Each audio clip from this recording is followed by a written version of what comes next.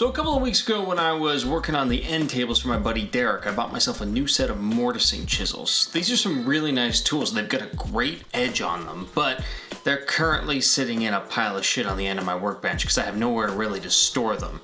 So in this video, I'm gonna make a neat little box that stores these chisels with the power of magnets. Stay tuned. So of course this is a cabinet, and so the first thing to do is to build a box. So I started off by cutting it to length and then ripping it down into sizable width pieces for each of the 4 sides of the box. For joinery, I cut a rabbet in the end of each piece, and then those 2 pieces come together in a way that maximizes glue surface so that it's a really nice strong corner joint. I also cut a rabbet towards the bottom of each of the side pieces on the inside of the box. That's going to be where the plywood back sits, flush with the back of the box. Alright, so here's how the pieces lay out on the bench, and you can see the rabbeted corners give you lots of space to put glue. So quick application of glue on those suckers, and then you can put them up, stick them together, make sure everything's square, of course. I mean, it is a box, it's gotta have 90-degree corners, and then I tacked them all together with just some brad nails to hold it while the glue dried. Now that I've got the outer box cut, I can measure that for dimensions to cut the plywood that's gonna sit inside of those rabbets. Now, typically for like a picture frame or something, you wouldn't actually glue the backer in place, but in this case, I got a plywood backer that's unlikely to actually move in any meaningful way, so I glued it in place in the back of the box. Time will tell if it cracks or something like that. Now, this is the sort of thing that's really difficult to clamp, but I find that this blue painter's tape is super useful in cases like this. Okay, so with the box built and the back affixed, the next thing I needed to do was address how the chisels were going to sit inside. Like I said, I wanted to hold the chisels in place with magnets, but the way that the chisels are shaped, the actual metal blade of the chisel is smaller than the diameter of the handle of the chisel, so I needed kind of a standoff, something to sit behind the blades of the chisels that would accommodate the magnets, and that sits up from the plywood so that when the chisel is affixed to the magnet, it's that standoff is equal to the way that the handle sits off of the bag. I just watch. I mean, you'll get it. It's not complicated. I cut this out of a piece of scrap from the end table project that we finished. So I guess this is that. What was that called? Some kind of African hardwood? I don't remember. I cut it to dimension on the table saw, taking off most of the excess in all dimensions, and then I used a combination of the jointer and the planer to bring it to size.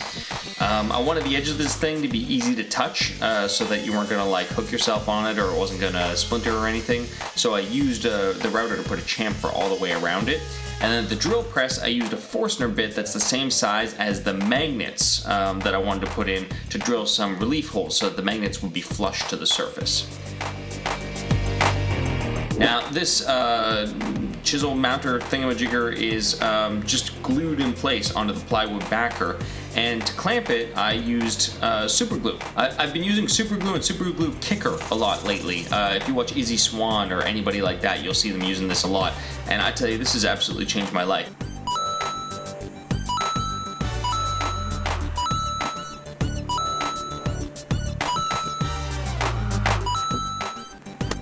You can see here that the box accommodates all of the mortising chisels that I've got, as well as a little engineer's square and a marking knife that I often use when marking out joinery.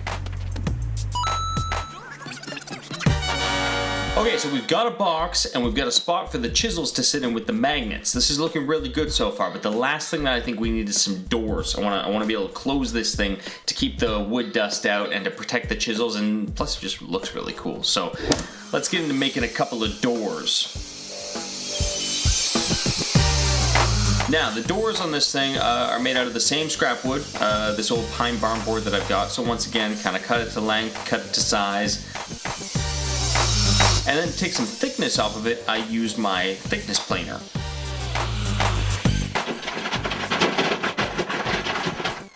So I could feed the pieces in one after another so that they would all come out to be the exact same thickness.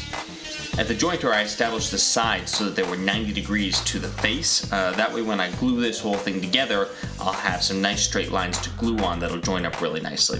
Before gluing the pieces together to form the doors, I decided to do something kind of unique. I pulled out the CNC Mill 1, the desktop CNC machine that I built and reviewed a little while ago, and I put together a really simple engraving pattern that I wanted to put on the doors. So I took the two middle panels, the things that would form the edge of either door, and I taped them down inside of the Mill 1, and then I carved chisels and a picture of a chisel onto it using a V-bit. It kind of identifies what's in the box, and frankly I think it looks kind of cool, you know, for a piece of shop furniture to have this sort of name tag on it, and it was actually super easy to do. So I want to try and incorporate the CNC into more of my projects going forward. Here you can see what the final doors look like when they're put together, and so I'll split those pieces into two. So I've got one door on the left and one door on the right, and I can glue each door together. Just a little bit of wood glue and then some clamps, let them dry overnight, and they should be good to go.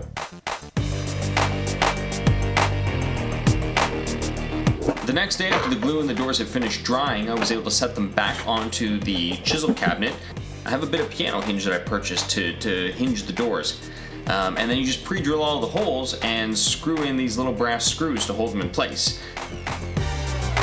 So I'm not crazy about the way that the doors on this cabinet are closing. You see this line here? This is the one door and this is the other door, and the doors aren't flush where they close. The left door is about 1/8 of an inch proud of the right door, and the reason for that is because the left door here is not flat on the bottom. You'll see that it bows out underneath by about 1/8 of an inch here, and that is touching the edge, and that's causing this to sit proud. So the way that I'm going to fix this is I'm going to take these doors off and I'm going to run them through my thickness planer to remove that material from the back.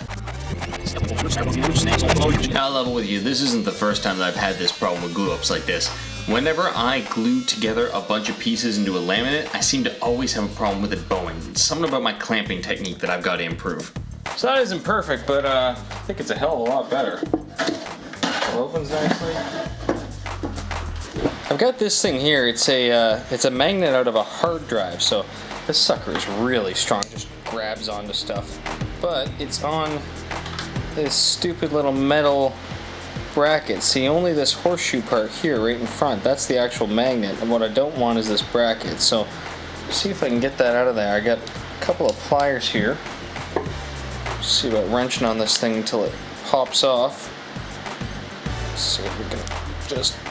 There it goes. There she wants to. You want to have your safety specs on for this kind of operation. Just a little bit more hulking. Ah, fucker. Whoa, it's off. There you go. We just bent the fuck out of that thing, and now we got this thing. Once I liberated the hard drive magnet from its prison, I was able to use my fancy chisels that I'm making the box for to chisel out a little bit of a recess for the magnet and then epoxy that magnet in place. Then I was able to add a couple of wood screws, just real small ones, to the side of either door, so when the door is closed, they click on the magnet and it kind of holds them closed. Finally, the thing was done, and I could hang it up on the wall. And when you're hanging something on the wall, you want to always use a level. Nothing looks stupider than something that's hanging on the wall that isn't level to the floor. Look at that. Isn't that fancy? God damn, that's good. Okay, so this was a really cool project and I learned a lot of things making it. It's interesting. Sometimes it seems like these small scale projects, the ones that, you should be able to just throw together in an afternoon at a crap you got lying around in the shop, they're the ones where I make the most interesting mistakes and where I learn the most interesting lessons. So for example, the doors thing, where the doors bowed when I clamped them and then they weren't level and then they didn't close properly and I had to fix them. That is a classic mistake. I do that one all the time, and I know I got to figure out how to get better at that one. And it's a learning process. I'm always trying to find ways to improve my technique. And that's what I really love about woodworking. There's this old general contractor that lives across the street from me, and he told me once that woodworking is something like 60% covering up all of your previous mistakes. And that's something that I really enjoy about these kinds of projects, right? I don't really have plans for them. I'm kind of just going with the flow, and when I make a mistake or I make a decision, I have to live with that, and then I have to figure out how to adapt the project to incorporate that and still come out looking really boss. And that's something that I think that I accomplished here. So that is it for me on this one. I'm gonna try and get the next video out a little quicker than the previous. I know it's been like 6 weeks since the last time I put a video out. It's been summer, I went away, and then I've been fighting the weather, trying to get some outdoor shit done, and work's been crazy. All the excuses, they don't matter. The next one will be out sooner than 6 weeks, I think, is the gap between this one and the last one. But thank you for watching this one. If you like what you see, hit that like button, subscribe, share it on Facebook, Twitter, Instagram, whatever, wherever you put things. Do that, and cheers.